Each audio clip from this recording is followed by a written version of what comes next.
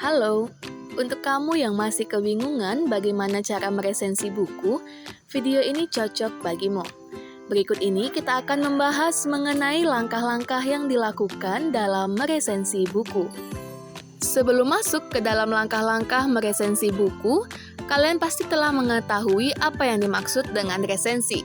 Ya, benar. Resensi merupakan sebuah tulisan yang berisi ulasan singkat tentang suatu buku, yang di dalamnya memuat informasi mengenai sinopsis, identitas buku, serta penilaian terhadap buku yang meliputi kelebihan dan kelemahan. Resensi juga termasuk ke dalam sebuah bentuk apresiasi terhadap buku. Adapun alat yang kita gunakan dalam meresensi buku, yang pertama kita perlu menyediakan buku fiksi ataupun non-fiksi. Yang kedua, kita perlu menyediakan kertas dan alat tulis serta sticky note. Untuk sticky note ini dapat bersifat opsional, boleh ada ataupun tidak. Jikapun tidak, teman-teman bisa menggantikannya dengan penanda lainnya.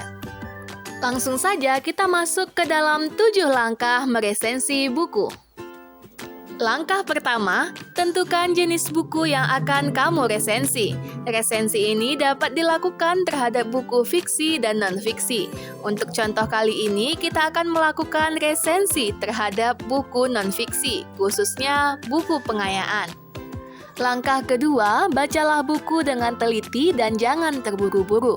Selanjutnya, tandai bagian penting dengan sticky note, agar mudah untuk menemukan kembali bagian yang dirasa perlu untuk dimuat ke dalam ringkasan ataupun sinopsis. Jika kamu tidak memiliki sticky note, kamu dapat menandai bagian penting dengan memberikan warna pada halaman ataupun melipatkan halaman yang dirasa perlu untuk dimuat ke dalam ringkasan.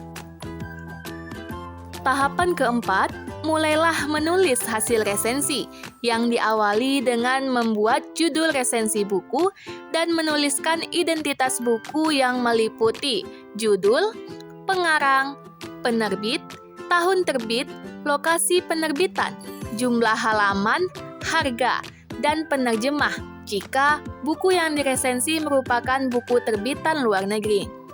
Langkah kelima, menulis sinopsis atau ringkasan isi buku.